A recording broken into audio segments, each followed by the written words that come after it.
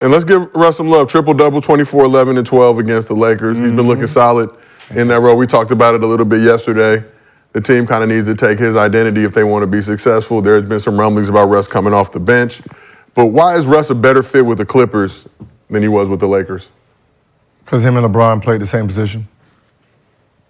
And, he's not a shooting guard and LeBron's not a shooting guard, so they was going to both clash trying to drive and pass to each other. Who's going to drive and pass? So, so it was a better fit with just having someone who can, catch and shoot and do pick and roll to shoot. So, that's what the clash was. It was two players trying to do the same exact thing.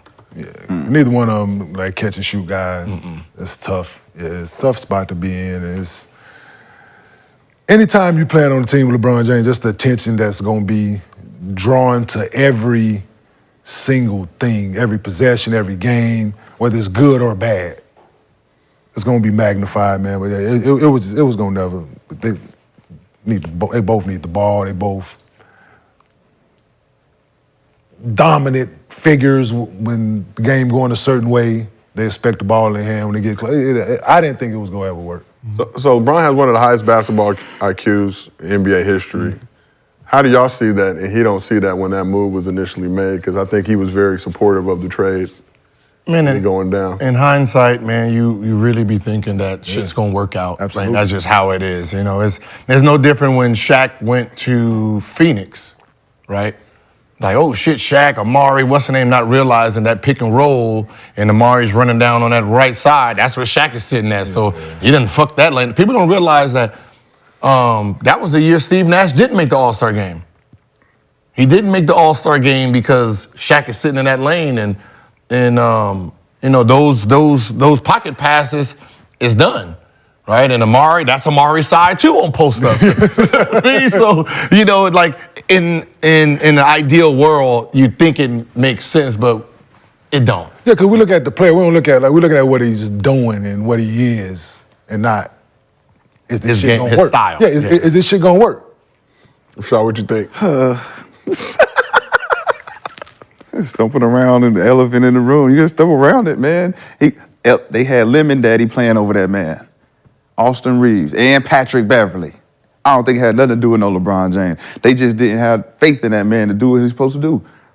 And now he's doing it because he got Ty Lue came in. Look, man, I'm going to let you be you. We not even questioning what you going to bring to the table, how you going to run the team. You a point guard. Do what you do. We trust you. That was not given to him by the Lakers.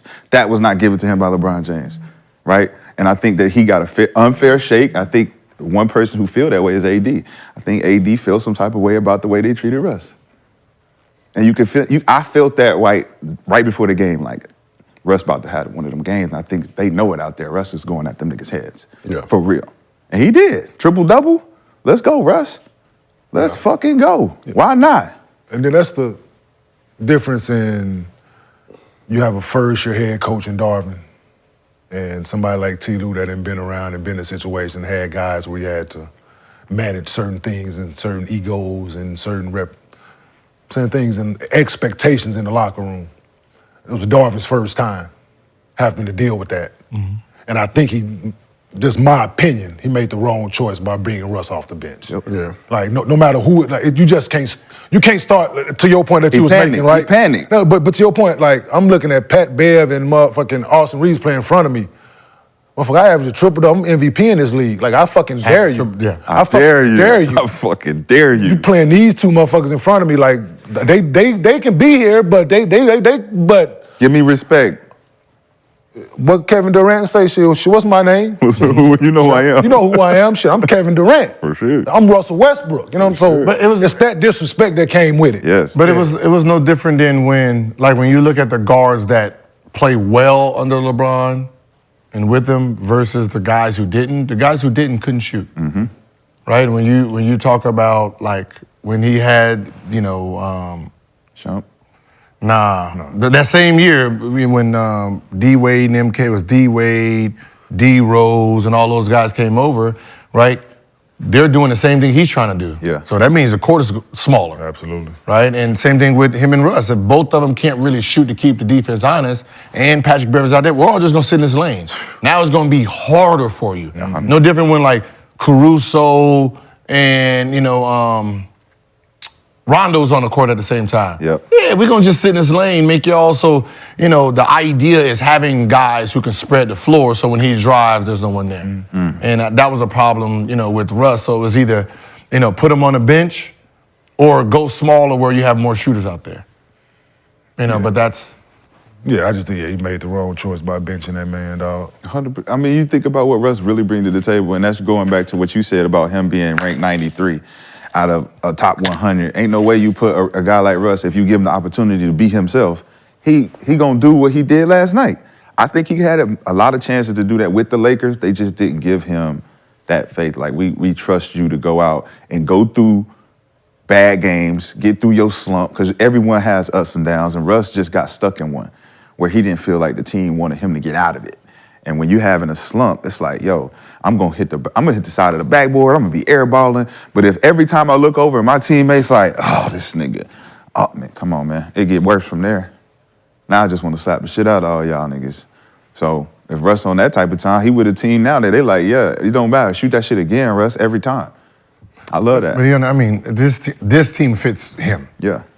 Right? You got shooters, you got guys who can catch and shoot, you got guys that, they know what position to be in. It's like think about his triple-double teams. They wasn't talented. No.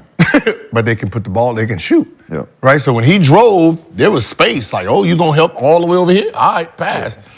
And then you got a situation where his positive is going to outweigh the negative. And Yeah. the other situation, they were more focused on the negative than the positive, doing the things that he Laker did media. well. Yeah, the Laker media. They felt pressures.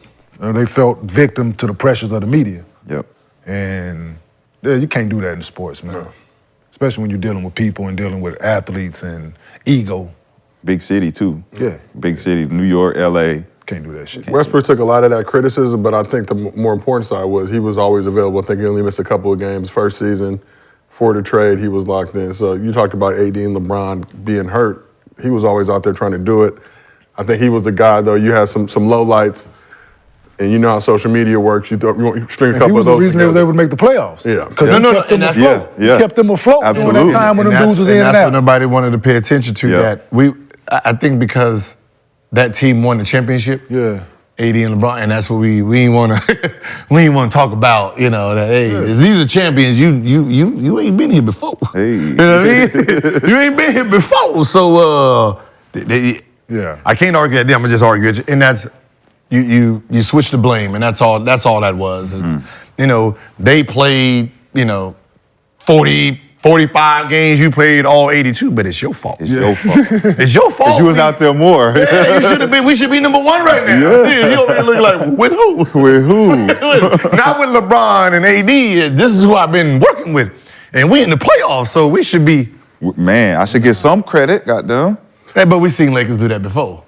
With when Paul Gasol, Dwight Howard, and Steve Nash was here. Yep. Right, and everyone put the blame on Dwight when Steve Nash wasn't playing. Yeah, absolutely. Gasol had the worst year that he can possibly give us. It was like 11-7. Like, wait a minute.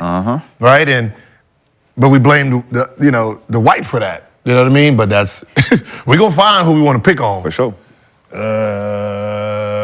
You. Hey, got you. You smile too much, goddammit. You. You. You know why you was smiling now. Goddamn. Let's keep this thing moving. I didn't know.